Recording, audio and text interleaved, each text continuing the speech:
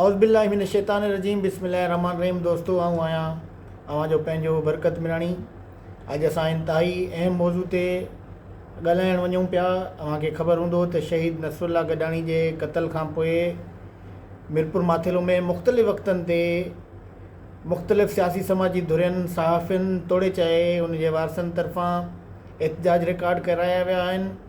उन खां पोइ पुलिस तरफ़ां जेके शहीद नसरुल्ला गडाणी जा साथी आहिनि उन्हनि खे हिसाइण लाइ हरबा इस्तेमालु थियणु शुरू थी विया आहिनि। अवां ॾिठो हूंदो त गुज़िरियल हफ़्ते मीरपुर माथेलो थाणे ते 2 मुख़्तलिफ़ केस दाख़िल कया विया आहिनि, जंहिंमें समूरा उहे माण्हू जन सहाफ़ी नसरुल्ला गडाणी क़त्ल केस खां पोइ कातिलनि जी गिरफ़्तारी लाइ थींदड़ एहतजाजनि में न सिर्फ़ु हिसो वरितो पर फ्रंट लाइन ते रहिया उन्हनि समूरनि साथियुनि मथां FIRूं दाख़िल थी वियूं आहिनि। मां अव्हांखे इन जेके FIR दाख़िल थियूं आहिनि, केस दाख़िल थिया आहिनि, उनजो पस मंज़र सम्झाइण जी कोशिशि कंदुसि त ही असल में FIR थियण जे पोयां ऐं FIR दाख़िल कराइण लाइ कहिड़ियुनि क़ुवतनि तरफ़ां जेके आहिनि उहे हरबा इस्तेमालु कया विया हुआ ऐं रुगो शहीद नसरुल्ला गडाणी जा जेके वेझा साथी आहिनि, जेके हिन तहरीक में हिसो वठंदा रहिया आहिनि, जेके हिन तहरीक में फ्रंट लाइन ते रहिया आहिनि, जेके अॻुवान आहिनि, उन्हनि मथां केस दाख़िल छो थिया आहिनि।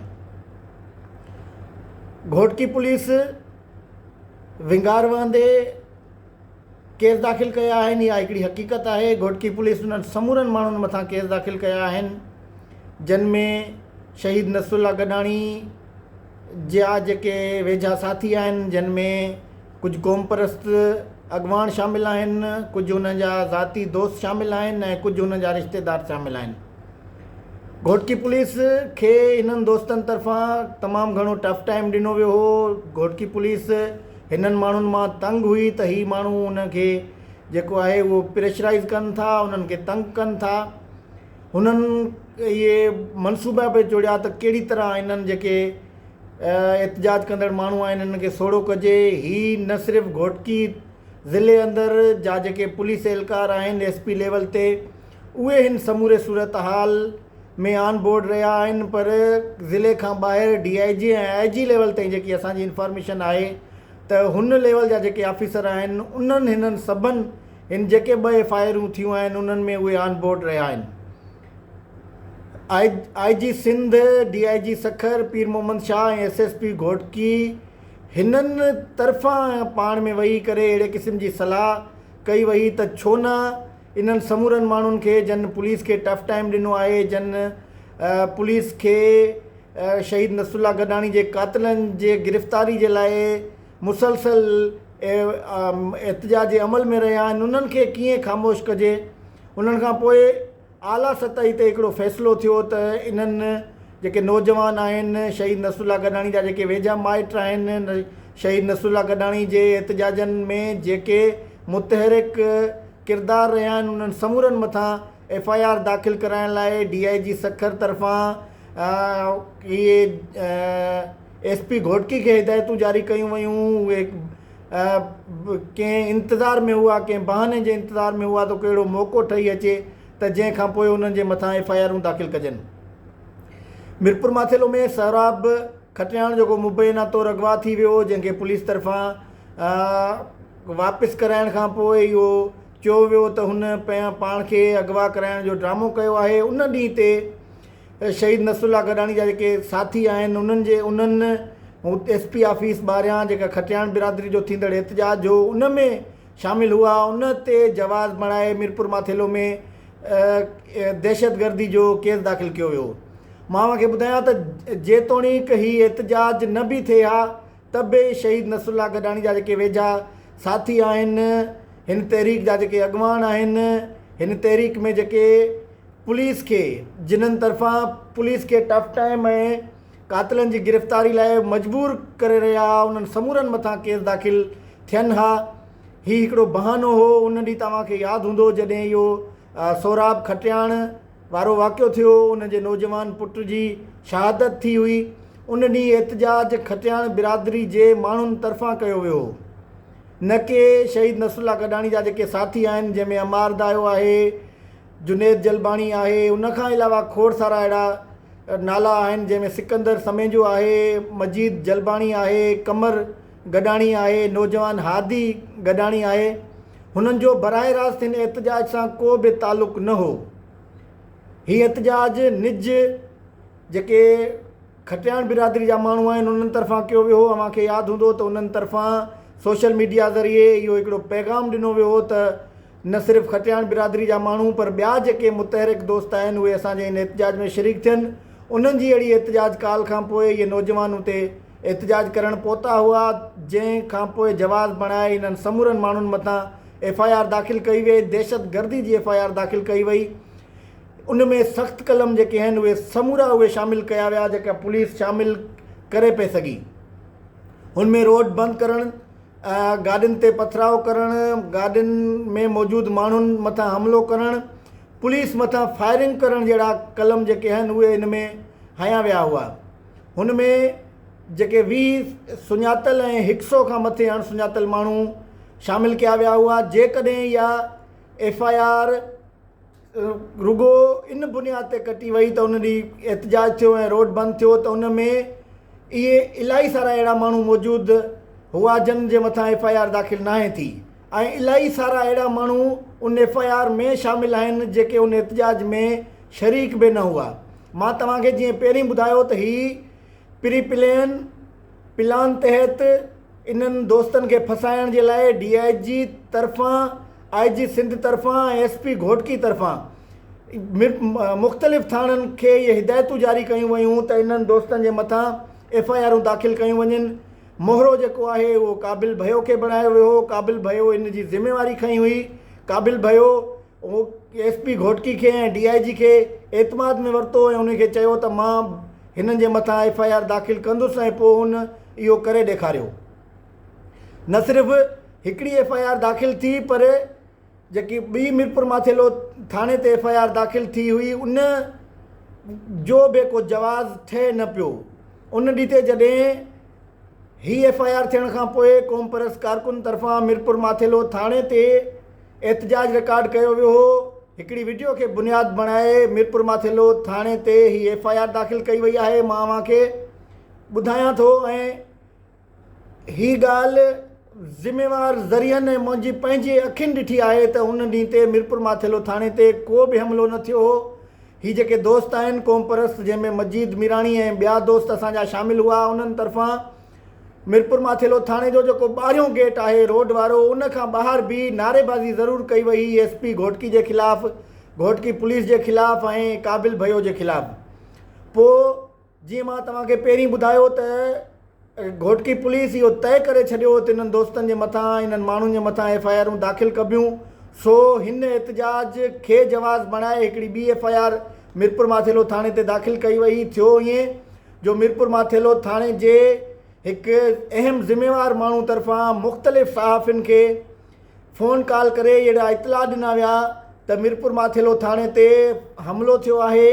मीरपुर माथेलो थाणे ते जेके लाकब में जुनेद जलबाणी ऐं निसार बोज़दार लाकब थियल आहिनि उन्हनि खे छॾाइण जी कोशिशि कई वई आहे।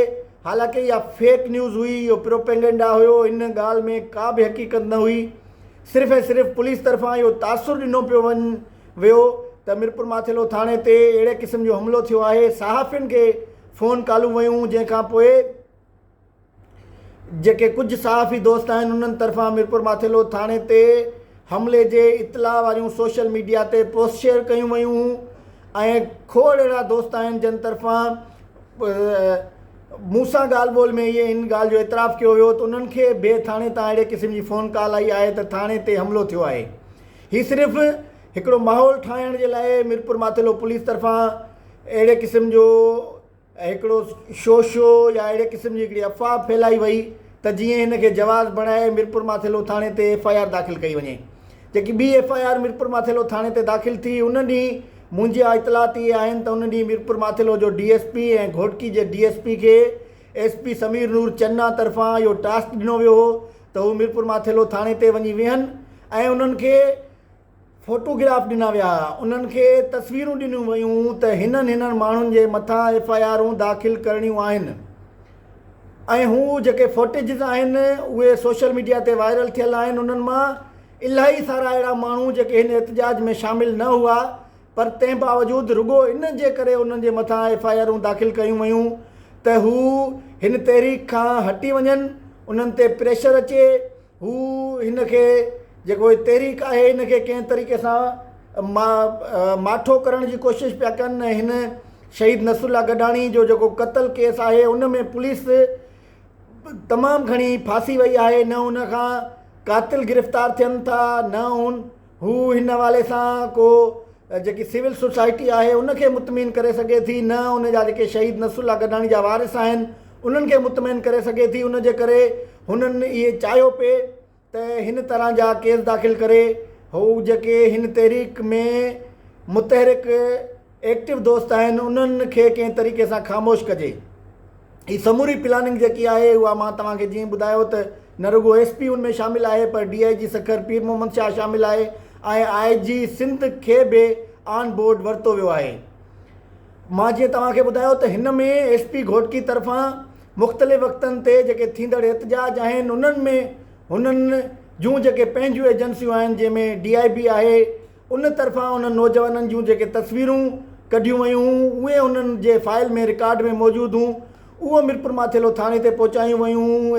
SHO घोटकी खे उन्हनि जूं तस्वीरूं ॾिनियूं वियूं, उन्हनि जो समूरो डेटा ॾिनो वियो, उन्हनि जो रिकॉर्ड ॾिनो वियो, उन्हनि जी वल्दियत ॾिनी वई ऐं उन्हनि खे हर तरह खे सां हिन केस में फसाइण जे लाइ कोशिशि कई वई ऐं उन कोशिशि में कंहिं हद ताईं मिरपुर माथेलो पुलिस कामयाबु वई आहे त उन समूरनि माण्हुनि खे जंहिंमें 2 FIRूं थियूं आहिनि, हिकिड़ी दहशतगर्दी जी ऐं हिकिड़ी मिरपुर माथेलो थाणे ते हमले जी, उन में 126 ऐं 120 माण्हुनि मथां FIR दाख़िल थी आहे। जेकी पहिरीं FIR थी हुई मिरपुर माथेलो थाणे ते जंहिंमें दहशतगर्दी जा कलम शामिल आहिनि, उनमें 2 नौजवाननि खे गिरफ़्तार पिणु कयो वियो आहे।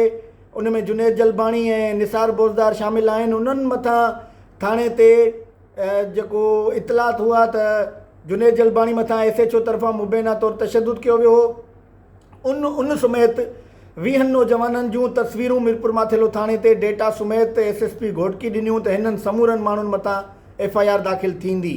ऐं जेकी ॿी FIR दाख़िल थी हुई उनमें मां जीअं तव्हांखे ॿुधायो त उनमें इलाही सारा अहिड़ा माण्हू आहिनि, इलाही सारा अहिड़ा नौजवान क़ौमपरस्त कारकुन सहाफ़ी वकील दोस्त जेके उन एहतजाज में शरीक न हुआ, उन्हनि जा बि नाला जेके आहिनि उहे उन FIR में ॾिना विया, सिर्फ़ु इन बुनियाद ते त हुई हिन शहीद नसरुल्ला गडाणी वारी तहरीक में मुतहरिक रहिया आहिनि ऐं उन्हनि जो हिकिड़ो एक्टिव किरदारु रहियो आहे।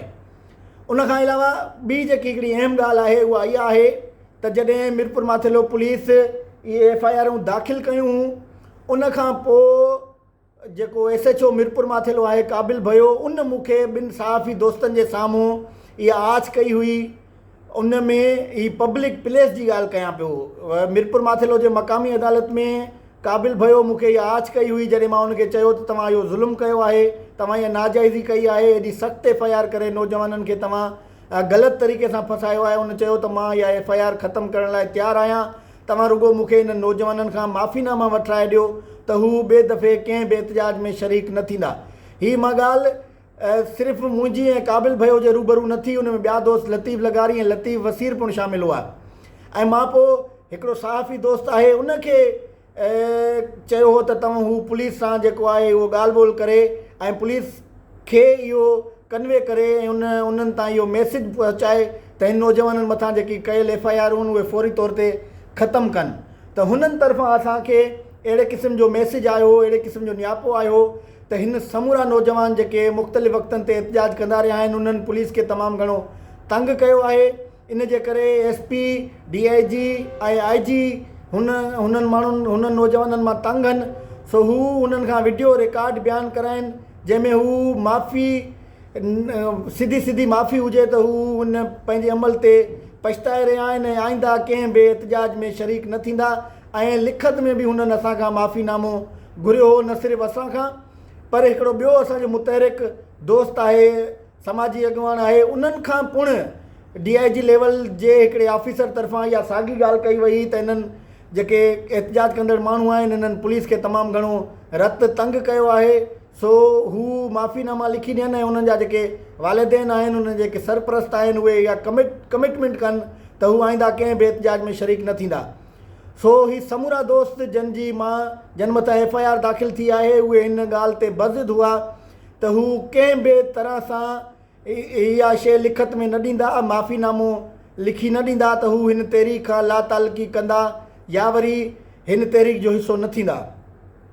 सो हिन महिल ताईं जेकी मुंहिंजी इंफॉर्मेशन आहे त घोटकी पुलिस अञा वधीक FIR दाख़िल करे सघे थी।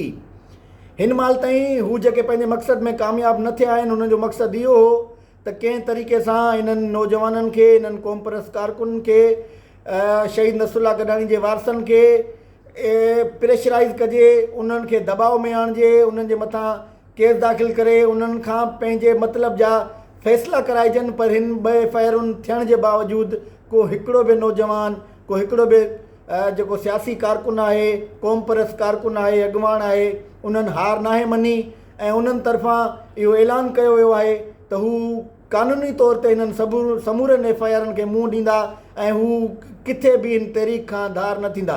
सो हिन समूरी सूरत हाल खां पोइ मुंहिंजी इंफॉर्मेशन इहा आहे त घोटकी पुलिस अञा वधीक FIR दाख़िल करे सघे थी ऐं FIR अहिड़ियूं सख़्तु हूंदियूं जंहिंमें दहशतगर्दी जा कलम पिणु शामिलु हूंदा। हाणे सम्झण जी ॻाल्हि इहा आहे त घोटकी पुलिस ईअं करे छो रही आहे। इलाही सादो मामिलो आहे त घोटकी पुलिस सिर्फ़ु ऐं सिर्फ़ु पंहिंजी नाअहली लुकाइण जे लाइ, जेके शहीद नसरुल्लाह गडाणी जो क़त्ल केस आहे उनखे दॿाइण जे लाइ, शहीद नसरुल्लाह गडाणी जे शहादत खां पोइ हलंदड़ तहरीक खे कुचलण जे लाइ, ख़तमु करण जे लाइ अहिड़ा हरबा इस्तेमालु करे रही आहे। ऐं हू चाहे थी त घोटकी जो जेको शऊर आहे, घोटकी जा जेके माण्हू आहिनि, घोटकी जा जेके नौजवान आहिनि, उहे कंहिं तरीक़े सां चुप करे विहनि ऐं हिन तहरीक जो हिसो न थियनि। SSP Ghotki, DIG Sukkur, IG Sindh न रुगो हिन समूरी सूरत हाल खां आगाह आहिनि, पर हुननि खे हू हिन प्लान जो हिसो आहिनि, हो हिन मनसूबाबंदी में शामिलु आहिनि। हू चाहिनि था त हिन नौजवाननि जे मथां अञा वधीक केस दाख़िल कया वञनि। ही उहे मामला आहिनि जेके मां अव्हांजे साम्हूं रखिया ऐं आईंदा बि इहा कोशिशि कंदा रहंदासूं त हिन समूरी सूरत हाल खां अव्हांखे आगाह कजे। मुंहिंजो YouTube चैनल आहे बरकत मिराणी ऑफिशियल। ही वीडियो उन ते मां अपलोड कंदुसि, तव्हां महिरबानी करे उनखे लाइक कयो, कमेंट्स कयो, शेयर कयो, फॉलो कयो ऐं वीडियो खे वधि खां वधि शेयर कयो। अव्हां समूरनि दोस्तनि जी वॾी महिरबानी।